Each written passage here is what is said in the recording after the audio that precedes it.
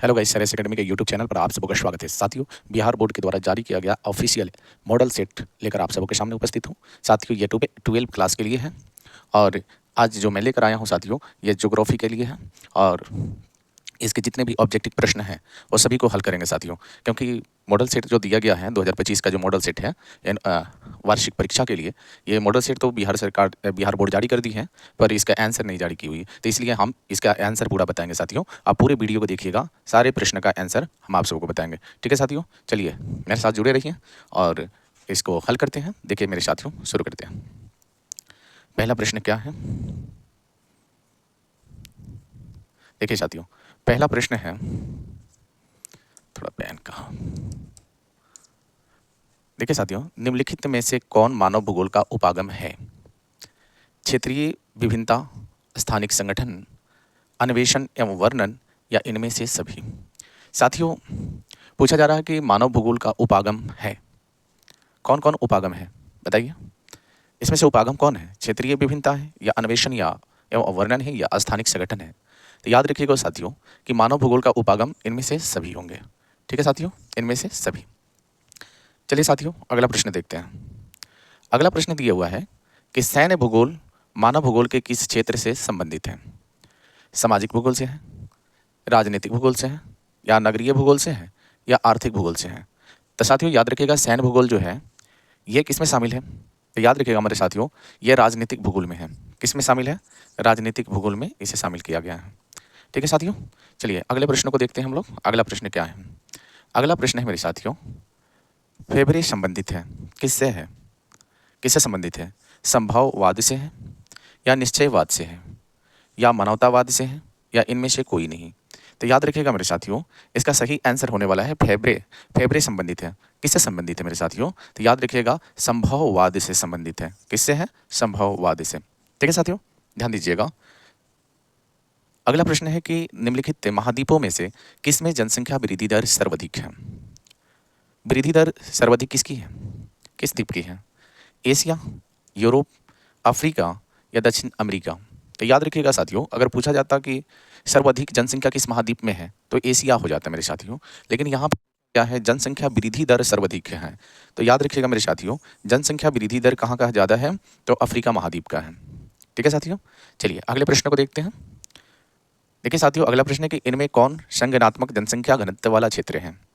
दक्षिण पूर्व एशिया, पश्चिम यूरोप, या उत्तर पूर्व उत्तरी अमेरिका, या दक्षिण पश्चिम अफ्रीका? यानी पूछा जा रहा है कि कौन संघनतम जनसंख्या घनत्व वाला क्षेत्र है, कहाँ अधिक जनसंख्या रहता है मेरे साथियों? तो याद रखिएगा, इसका आंसर होगा मेरे साथियों दक्षिण पूर्व एशिया। ठीक है, जनसंख्या घनत्व वाला क्षेत्र कौन सा है? तो याद रखेंगे मेरे साथियों, दक्षिण पूर्व एशिया। ठीक है साथियों, पूरा प्रश्न देखिएगा मेरे साथियों, काफ़ी अच्छा है प्रश्न है और ये बिहार बोर्ड के द्वारा जारी किया गया प्रश्न है 2025 के लिए। ध्यान दीजिएगा, जनसंख्या वितरण को प्रभावित करने वाला सबसे महत्वपूर्ण कारक कौन है? ये 6 नंबर प्रश्न को देखिएगा मेरे साथियों। भू आकृति है, मिट्टी है, या जलवायु है, या इनमें से सभी हैं? तो याद रखिएगा मेरे साथियों कि जनसंख्या वितरण को प्रभावित करने के लिए इसमें मिट्टी भी है, जलवायु भी है, भू आकृति भी है, ये तीनों जिम्मेदार हैं मेरे साथियों। तो इसलिए क्या हो जाएगा इसका आंसर? इसका आंसर होगा मेरे साथियों इनमें से सभी हो जाएगा। ठीक है, इनमें से सभी हो जाएंगे आंसर। ठीक है साथियों, हम उम्मीद करते हैं कि साथियों आप सबको अच्छा लग रहा होगा। ये बहुत ही अच्छे क्वेश्चन हैं और उम्मीद रखिए कि साथियों इसी प्रकार का प्रश्न है आपके फाइनल एग्जाम में देखने को मिलेंगे। चलिए साथियों, अगला प्रश्न देखते हैं। निम्नलिखित देशों में से किसका लिंग अनुपात सर्वाधिक है? भारत, चीन, जापान, या लेटाविया? तो याद रखेंगे मेरे साथियों, इस प्रश्न का सही आंसर क्या होगा? तो इस प्रश्न का सही आंसर है मेरे साथियों लेटाविया। ठीक है, चलिए अगले प्रश्न को देखते हैं मेरे साथियों। अगला प्रश्न क्या है? अगला प्रश्न है कि निम्नलिखित देशों में किसमें प्रसन्नता को प्रगति का माप माना गया है? देखिए पूरी दुनिया में मेरे साथियों प्रति व्यक्ति आय से ही माना जाता है, लेकिन कौन ऐसा देश है जो प्रसन्नता को प्रगति का माप मानता है? भारत है, जापान है, भूटान है, या रूस है? तो याद रखिएगा मेरे साथियों, इस प्रश्न का सही आंसर होने वाला है भूटान। क्या होगा आंसर? भूटान है। ठीक है साथियों, अगला देखते हैं। अगला प्रश्न है कि आयु लिंग पिरामिड का संबंध है पुरुष एवं महिला जनसंख्या से, जनसंख्या घनत्व से, संरचना साक्षरता से, इनमें से कोई नहीं? याद रखिएगा मेरे साथियों, इसका सही आंसर क्या होने वाला है? तो इसका सही आंसर होने वाला है मेरे साथियों पुरुष एवं महिला जनसंख्या से। ठीक है, चलिए अगला प्रश्न को देख लेते हैं। अगला प्रश्न है कि निम्न में से कौन एकल कृषि का उत्पाद है? बताइए, केला है, चाय है, या रबर है या इनमें से सभी हैं? तो याद रखिएगा एकल कृषि का उत्पादन है। तो याद रखिएगा मेरे साथियों इस प्रश्न का सही आंसर क्या होना चाहिए? तो देखिए चाय भी एकल है और रबड़ भी एकल है। ठीक है साथियों, ये दोनों एकल हैं। ठीक है, निम्न में से कौन एकल कृषि का उत्पाद है? तो यहाँ पर चाय भी है, रबड़ भी है। केला क्या है? बागानी कृषि है। ठीक है ना, तो ये केला भी एकल कृषि में मान लीजिए और इसको क्या मारेंगे? इनमें से सभी। ठीक है, चलिए साथियों अगला प्रश्न देखते हैं कि निम्न में से कौन प्राथमिक क्रियाकलाप से संबंधित है? कृषि है, आखेट है या वानिकी है? तो याद रखिएगा या इनमें से सभी हैं। तो याद रखिएगा मेरे साथियों कि प्राथमिक के बारे में बात किया गया है कृषि से, तो कृषि भी, आखेट भी और वानिकी भी और इनमें से सभी। तो याद रखिएगा मेरे साथियों इस प्रश्न का सही आंसर होगा इनमें से सभी। ठीक है साथियों, चलिए अगले प्रश्न को देखते हैं मेरे साथियों। उम्मीद करते हैं कि आप लोगों को अच्छा लग रहा होगा। देखिए रबड़ किस प्रकार की कृषि उपज है? मिश्रित है कि रोपण है कि प्रारंभिक अस्थायी कृषि है कि भूमध्य सागरीय कृषि है? तो याद रखिएगा मेरे साथियों रबड़ किस प्रकार की कृषि है? हमारे भारत देश में सबसे ज़्यादा केरल में रबड़ की खेती होती है मेरे साथियों। और याद रखिएगा रबड़ क्या है? तो एक रोपण कृषि है। क्या है? रोपण कृषि है। चलिए साथियों अगला प्रश्न देखते हैं कि निम्नलिखित में से किसे कर्तन दहन कृषि भी कहते हैं? बताइए, संपन्न निर्वाह कृषि, आदिम निर्वाह कृषि या विस्तृत वाणिज्य अनाज कृषि या मिश्रित कृषि? याद रखिएगा मेरे साथियों इस प्रश्न का सही आंसर क्या होने वाला है? तो ये होगा मेरे साथियों आदिम निर्वाह कृषि कहा जाता है। ठीक है, चलिए साथियों अगला प्रश्न देखते हैं। विस्तृत व्यापारिक अनाज उत्पादन कृषि नहीं की जाती है अमेजन बेसिन में या पंपास क्षेत्र में या पेरिस क्षेत्र में या एस्टेपिज क्षेत्र में? तो याद रखिएगा मेरे साथियों अमेजन बेसिन। चलिए अगला प्रश्न देखते हैं कि ब्राजील के कॉफ़ी क्षेत्र को कहा जाता है। कॉफ़ी क्षेत्र को क्या कहा जाता है मेरे साथियों? तो याद रखेंगे क्या फेजेंडा कहते हैं कि झूम कहते हैं कि मिल्पा या लदांग कहते हैं? तो याद रखिएगा मेरे साथियों इस प्रश्न का सही आंसर होने वाला है फेजेंडा कहा जाता है। क्या कहा जाता है मेरे साथियों? फेजेंडा कहा जाता है। ठीक है, चलिए अगला प्रश्न देखते हैं कि निम्नलिखित में से कौन रोपण कृषि का उत्पाद नहीं है? यानी यहाँ पे कहा गया कि रोपण कृषि नहीं है। तो याद रखिएगा मेरे साथियों चाय रोपण है, कॉफ़ी भी रोपण है, यहाँ पर गन्ना भी रोपण है, पर हमारा गेहूं क्या है? ये रोपण फसल नहीं है। तो नहीं पूछा गया था इसलिए इसका सही आंसर क्या होगा मेरे साथियों? गेहूं होगा। यह काफ़ी आसान क्वेश्चन है। चलिए साथियों अगला प्रश्न देखते हैं इनमें से कौन आध्यात्मिक खनिज का पर आधारित है? आप लोग बताइए इसमें कौन है जो आध्यात्मिक खनिज से आधारित है? तंबा उद्योग ये आध्यात्मिक नहीं है मेरे साथियों, धात्विक है। एल्युमिनियम ये भी क्या है? धात्विक है। और सीमेंट उद्योग और इनमें से कोई नहीं। तो याद रखिएगा सीमेंट उद्योग क्या है मेरे साथियों? ये आध्यात्मिक उद्योग है। क्या है? आध्यात्मिक उद्योग है। चलिए साथियों अगला देखते हैं बर्मिंघम कहाँ है? बताइए नॉर्वे में है या ग्रेट ब्रिटेन में है या जर्मनी में है या फ्रांस में है? तो याद रखिएगा मेरे साथियों इस प्रश्न का सही आंसर क्या होगा? तो बर्मिंघम जो है वह ग्रेट ब्रिटेन में है मेरे साथियों। कहाँ है? ग्रेट ब्रिटेन में है। चलिए अगला प्रश्न देखते हैं मेरे साथियों। अगला प्रश्न है कि निम्नलिखित में कौन औद्योगिक अवस्था का प्रमुख कारण है? कारक है? पूंजी है कि ऊर्जा है कि बाजार है कि उपयुक्त इनमें सभी हैं? तो याद रखिएगा मेरे साथियों यहाँ पर औद्योगिक अवस्थापना का प्रमुख कारक पूछा गया है, तो इसलिए इसका आंसर क्या होगा? इसमें इनमें से सभी हो जाएगा। ठीक है साथियों, चलिए अगला क्वेश्चन देखते हैं। अगला क्वेश्चन है मेरे साथियों कि उच्च स्तर वाले अन्वेषण से संबंधित क्रियाकलापों को कहा जाता है। क्या कहा जाता है मेरे साथियों? इस प्रश्न का सही आंसर क्या होगा बताइए? सोचिए आप लोग कि उच्च स्तर वाले अन्वेषण के बारे में द्वितीय क्रियाकलाप या चतुर्थ क्रियाकलाप या पंचम क्रियाकलाप या इनमें से कोई नहीं।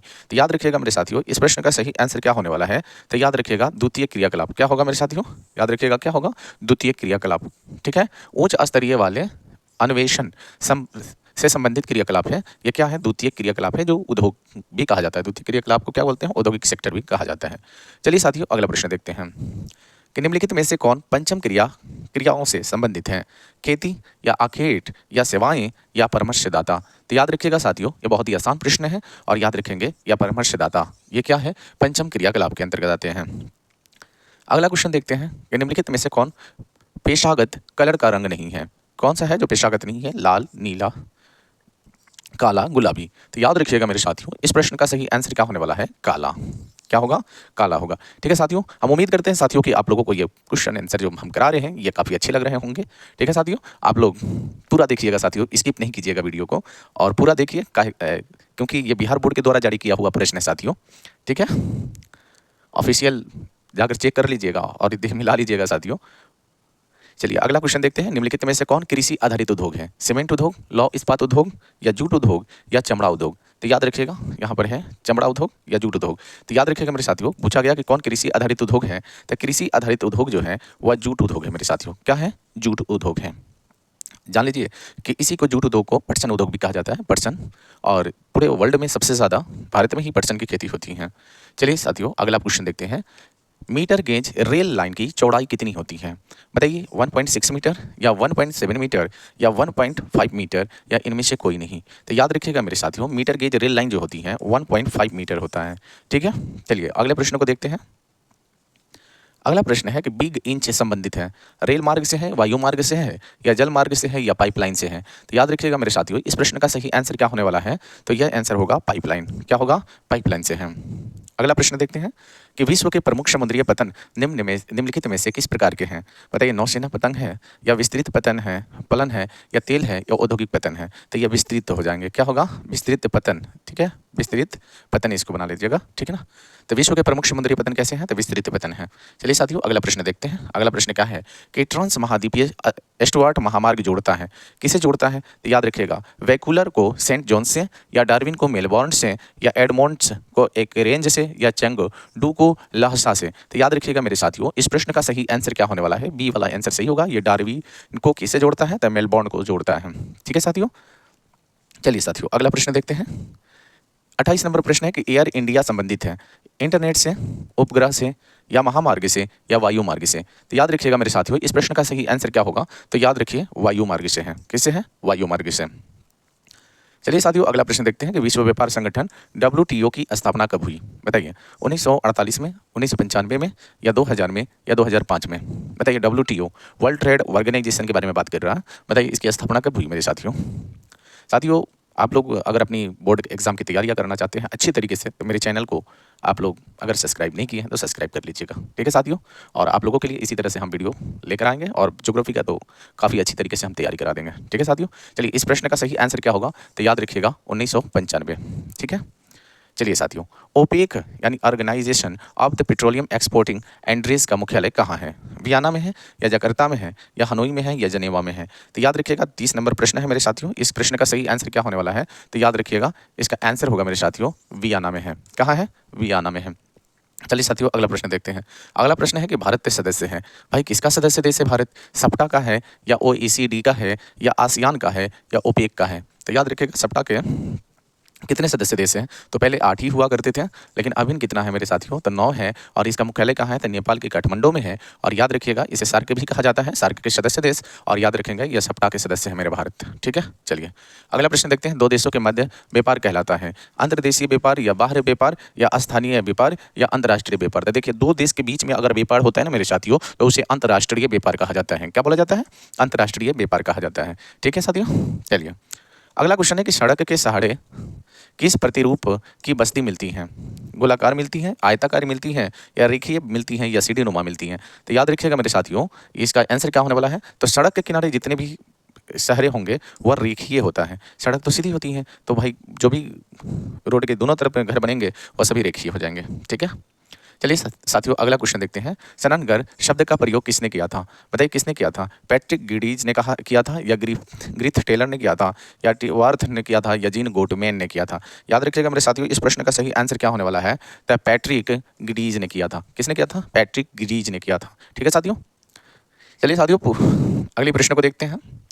विलियन सिटी की संख्या होती है 1 लाख से कम, 5 लाख से कम, या 10 लाख से अधिक, या 10 लाख से कम। तो याद रखिएगा मेरे साथियों, इस प्रश्न का सही आंसर क्या होने वाला है? 10 लाख से अधिक। 10 लाख से क्या होगा? अधिक होगा। ठीक है। किस भाषाई परिवार की भारत में जनसंख्या सबसे कम है? तो याद रखिएगा, किसकी कम है? भारतीय, यूरोपियन, ऑस्ट्रिक, द्रविड़, या चीनी तिब्बत। तो याद रखिएगा मेरे साथियों, सबसे कम मेरे भारत में चीनी तिब्बती भाषा वाले हैं। ठीक है साथियों, याद रखिएगा। अगला प्रश्न देखते हैं। अगला प्रश्न है कि 2011 की जनगणना के अनुसार निम्नलिखित राज्यों में से किसकी जनसंख्या का घनत्व सबसे कम है? बताइए, किसका सबसे कम है मेरे साथियों जनसंख्या घनत्व? तो याद रखिएगा, 2011 का पूछा गया है, तो ये आंसर होगा मेरा अरुणाचल प्रदेश। यहाँ कितना है भाई? तो 17 है। मात्र 17 व्यक्ति है प्रति वर्ग किलोमीटर। तो काफ़ी कम जनसंख्या है वहाँ अरुणाचल प्रदेश में। चलिए साथियों, अगला प्रश्न देखते हैं। 2001 की जनगणना के अनुसार भारत में जनसंख्या का घनत्व है। बताइए, 810 व्यक्ति प्रति वर्ग किलोमीटर, या 382 व्यक्ति प्रति वर्ग किलोमीटर, या 282 प्रति वर्ग किलोमीटर, या 362 प्रति वर्ग किलोमीटर। तो याद रखिएगा मेरे साथियों, इस प्रश्न का सही आंसर क्या होने वाला है? तो इस प्रश्न का सही आंसर होगा मेरे साथियों 382 व्यक्ति प्रति वर्ग किलोमीटर। ठीक है साथियों। चलिए, उम्मीद करते हैं कि साथियों आप लोगों को अच्छा लग रहा होगा। अगर अच्छा लग रहा है ना साथियों, तो लाइक कर दीजिएगा और अपने जितने भी साथी हैं जो पढ़ाई कर रहे हैं 12th क्लास में हैं, उन्हें शेयर कर दीजिएगा। ठीक है साथियों? चलिए, भारत में जनगणना का महान विभाजक वर्ष है, बताइए कब है? 1951 में है, 1931 में है, 1921 में है, या 1971 में है? देखिए साथियों, 1951, 1931 या 1921 या 1971, बताइए भारत में जनगणना का महान विभाजक वर्ष कौन सा है? तो याद रखिएगा मेरे साथियों, इस प्रश्न का सही आंसर क्या होने वाला है? 1921। ठीक है साथियों, क्या होगा? 1921। चलिए, निम्नलिखित राज्यों में किसका 0 से 6 आयु वर्ग निम्नतम है? बताइए किसका है भाई? राज्यों में किसका 0 से 6 आयु वर्ग में निम्नतम स्थान है? बताइएगा किसका है भाई? हरियाणा है कि गुजरात है कि पंजाब है या हिमाचल प्रदेश है? तो याद रखिएगा मेरे साथियों, इस प्रश्न का सही आंसर क्या होने वाला है? तो इस प्रश्न का सही आंसर होगा, देखिए प्रश्न क्या है, 40 नंबर है कि निम्नलिखित राज्यों में किसका 0 से 6 आयु वर्ग में निम्नतम है? तो ये है मेरे साथियों हरियाणा। किसका है? हरियाणा का है। ठीक है, चलिए अगला प्रश्न को देखते हैं। अगला प्रश्न क्या है कि 2011 की जनगणना के अनुसार निम्नलिखित राज्यों में से किसमें नगरीय जनसंख्या का अनुपात सर्वाधिक है? आप बताइए कि नगरीय जनसंख्या का अनुपात सर्वाधिक है, बताइए किस राज्य का है भाई? 41 नंबर प्रश्न का आंसर बताइए। क्या तमिलनाडु है या महाराष्ट्र है या गोवा है या केरल है? याद रखिएगा 41 नंबर प्रश्न का सही आंसर क्या होने वाला है? तो याद रखिएगा मेरे साथियों, तमिलनाडु है। और दूसरे स्थान पर कौन आता है? तो दूसरे स्थान पर महाराष्ट्र आता है। लेकिन पहले स्थान पर कौन आता है 2011 की जनगणना के अनुसार? तमिलनाडु। यहाँ पर 48% है नगरीय और यहाँ पर कितना है? तो 46% है। ठीक है, तो ज़्यादा कहाँ है भाई? तो तमिलनाडु में है। 2011 की जनगणना के अनुसार निम्नलिखित राज्यों में से किसमें नगरीय जनसंख्या का अनुपात सर्वाधिक है? तो अनुपात किसका ज़्यादा है? तमिलनाडु का।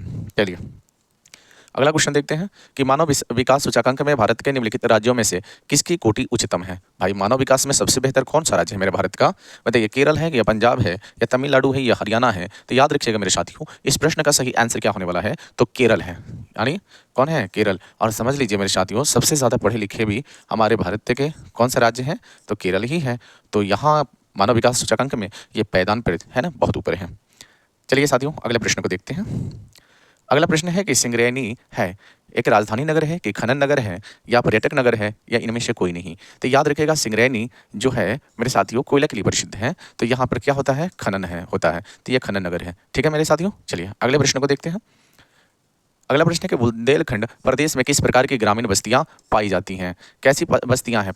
पाली बस्तियां हैं, गुच्छित बस्तियां हैं या परवीकरण बस्तियां हैं या इनमें से सभी हैं? तो याद रखिएगा मेरे साथियों, इस प्रश्न का सही आंसर क्या होने वाला है? तो याद रखिएगा मेरे साथियों, वह बुंदेलखंड जो है ना, ये मेरे साथियों ये गुच्छित बस्ती है। कैसा बस्ती है मेरे साथियों? गुच्छित बस्तियां हैं। ठीक है, चलिए अगला प्रश्न को देखते हैं कि गाजियाबाद एक उदाहरण है प्राचीन नगर का है कि मध्यकालीन नगर का है या आधुनिक नगर है या अनुषंगी नगर है?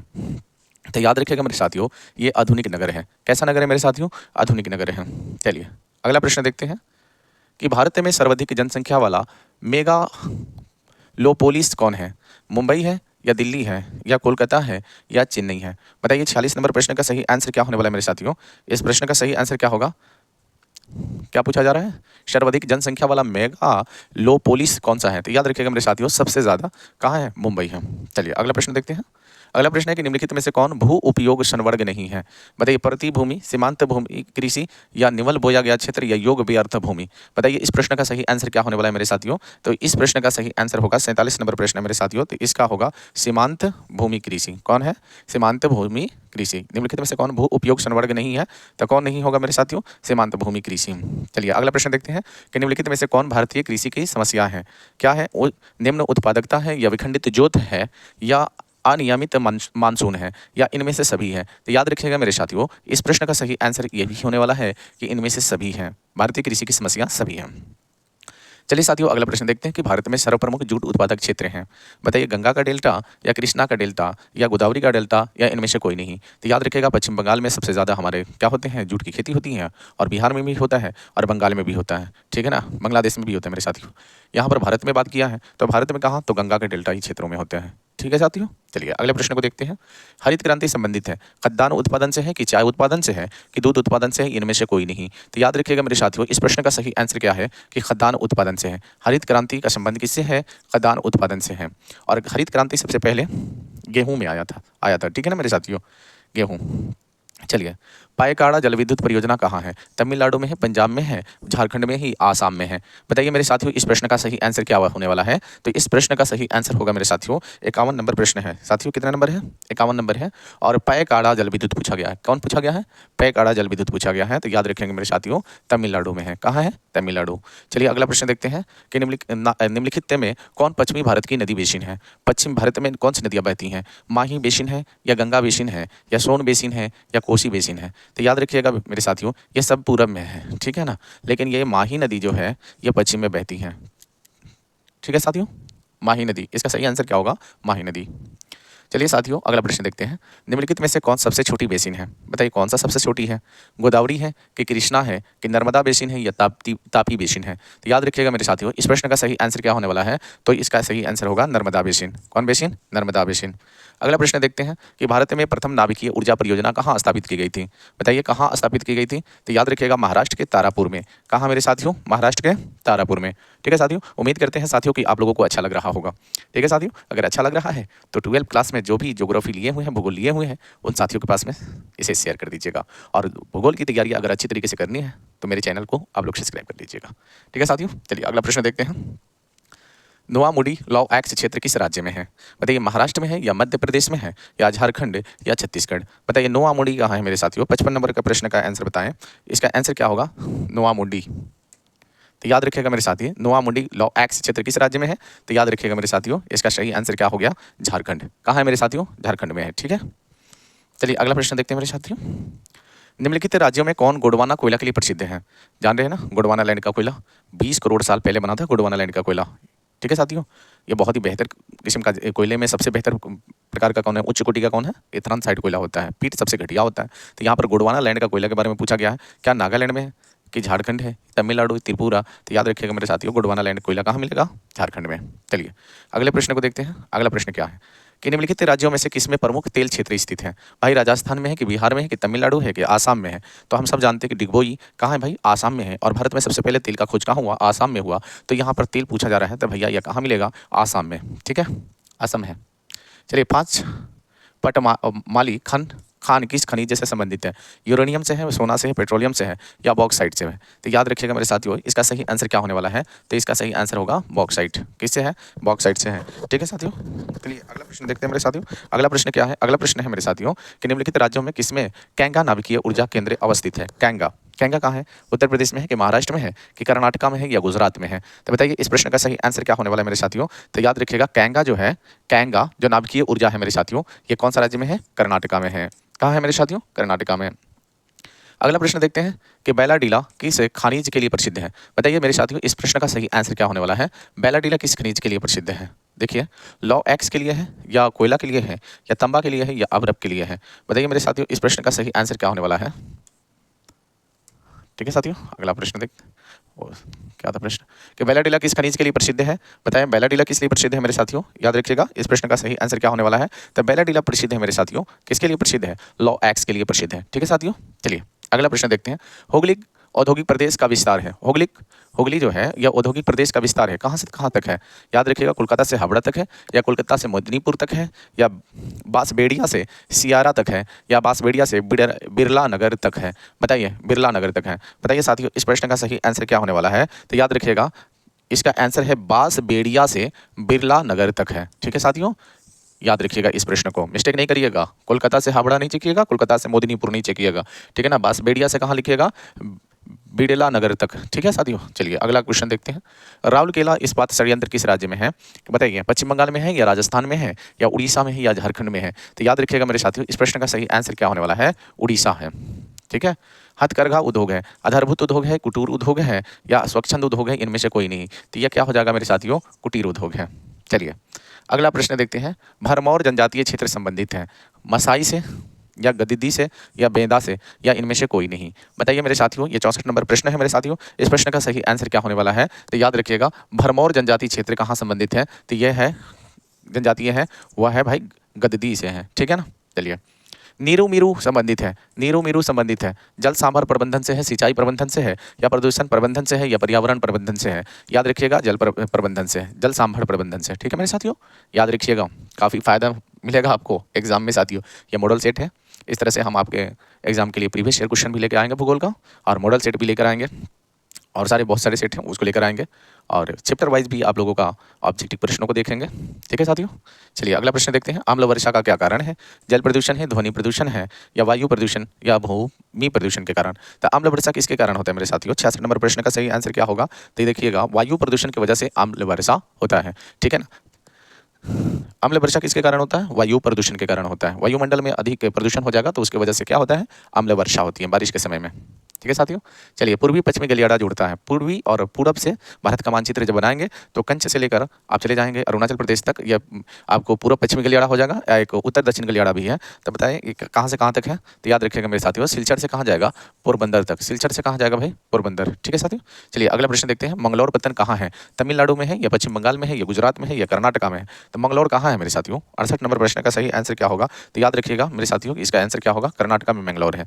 भारत में पहला रेडियो कार्यक्रम कब प्रसारित किया गया? याद रखिएगा साथियों, रेडियो कब चालू किया गया मेरे भारत देश के अंदर? रेडियो कार्यक्रम पर कब प्रसारित किया गया? याद रखिएगा 1936 में, 1911 में, या 1929, या 1923? तो याद रखिएगा मेरे साथियों, 1923 में रेडियो को चालू किया गया। ठीक है, चलिए आज का लास्ट क्वेश्चन होगा सर। ठीक है साथियों, देखिए पर्वतीय क्षेत्रीय विकास का कार्यक्रम की शुरुआत किस 5 वर्षीय योजना में हुई थी? अब बताइए, तीसरी, या चौथी, या पांचवी, या छठी? पूछा जा रहा है पर्वतीय, यानी पर्वतीय क्षेत्र के विकास की बात कर रहे हैं। पर्वत यानी पहाड़ी क्षेत्रों के विकास के बारे में पूछा जा रहा है कि किस 5 वर्षीय योजना में इसके लिए काम हुआ भाई? तीसरी है, चौथी है, पांचवी है, या छठी है? तो याद रखिएगा मेरे साथियों, इसका प्रश्न का आंसर क्या होने वाला है? पांचवी है। ठीक है साथियों, चलिए 70 प्रश्न थे मेरे साथियों, इसमें से आपको 35 ही प्रश्न बनाने थे। ठीक है साथियों, लेकिन हमने पूरे प्रश्नों का आंसर बता दिया है। उम्मीद करते हैं कि साथियों आप लोगों को काफ़ी फायदा हुआ होगा। अगर फायदा हुआ है, लगता है कि साथियों इनकी मेहनत है, तो साथियों आप लोग मेरे चैनल को शेयर कर दीजिएगा और लाइक कर दीजिएगा। ठीक है साथियों, और इसके सब्जेक्टिव भी प्रश्न मेरे साथियों, मानव भूगोल को परिभाषित कीजिए, जनसंख्या परिवर्तन के 2 घटकों के नाम लिखें, लिंग अनुपात कैसे मापा जाता है, इसके भी हम एक वीडियो आप लोगों को अपलोड करेंगे बहुत जल्द। ठीक है साथियों, विदा लेते हैं, फिर मिलते हैं नेक्स्ट वीडियो में। चलिए, जय हिंद, जय भारत।